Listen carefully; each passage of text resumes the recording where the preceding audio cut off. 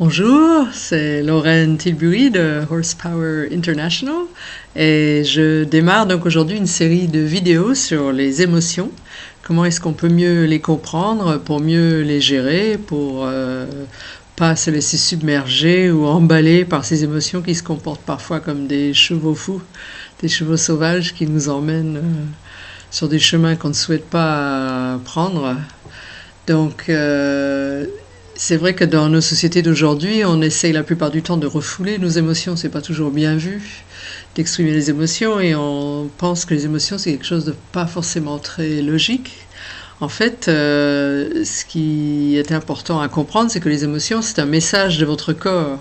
C'est votre être intérieur, votre corps qui essaye de vous communiquer quelque chose. Et alors, comme vous savez, si par exemple vous essayez de parler à quelqu'un qui n'entend pas très bien, et puis qui vous demande de répéter, vous n'avez pas entendu ce que la personne a dit, ben, que fait cette personne? Elle répète un peu plus fort, parce qu'elle pense que vous n'avez pas entendu. Eh bien, vos émotions font exactement pareil. Si vous ne percevez pas l'information que vos émotions essayent de vous communiquer, eh bien, l'émotion s'intensifie, jusqu'à devenir à un moment une explosion, quelque chose de pas contrôlable, et qui fait du coup du mal aux personnes qui vous entourent. D'où l'intérêt de reconnaître beaucoup plus tôt l'information que l'émotion essaye de vous transmettre pour pouvoir agir ou faire quelque chose et pour que cette émotion diminue et ne s'intensifie plus. On pourrait comparer nos émotions à un cheval comme si notre corps serait le cheval que nous, notre esprit, est en train de monter. Et lorsque notre corps essaie de nous communiquer quelque chose, eh bien, ça se manifeste sous la forme d'une émotion, très souvent. Or, pourquoi évoquer les chevaux quand on parle des émotions? C'est parce que les chevaux, en fait, utilisent tout le temps, sans arrêt, les émotions pour communiquer entre eux et également pour percevoir ce qui se passe dans leur entourage. Du coup, les chevaux, en fait, laissent très rarement leurs propres émotions s'intensifier, car pour eux, l'émotion ressentie par le cheval est une information qui est très importante, qui va leur renseigner sur ce qui se passe dans son environnement et dans son entourage également, car les émotions sont contagieuses, autant chez les chevaux que chez l'humain. C'est-à-dire, si vous êtes en présence de quelqu'un qui est furieux, qui est très en colère, ou de quelqu'un qui est très inquiet, même si cette personne ne vous dit rien, vous allez le percevoir, parce que c'est contagieux les émotions, c'est quelque chose qu'on perçoit, même si la personne ne l'exprime pas. Alors comment font les chevaux donc pour traiter ces informations comprises dans les émotions, que les chevaux ressentent aussi, tout comme l'humain?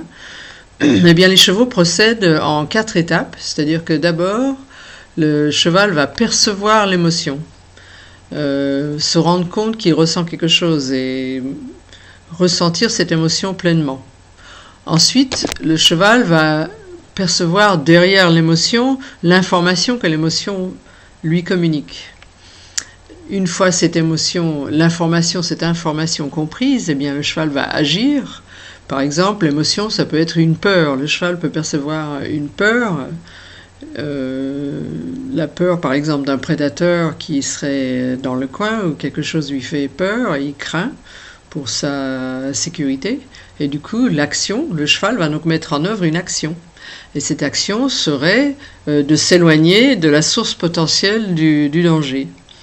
Et une fois l'action mise en œuvre, qui a donc répondu à l'information perçue derrière l'émotion, eh bien le cheval peut retourner à son activité habituelle. On dit que le cheval peut retourner brouter dans son pré de l'herbe. Car l'émotion a transmis une information que le cheval a perçue, le cheval a agi par rapport à cette émotion.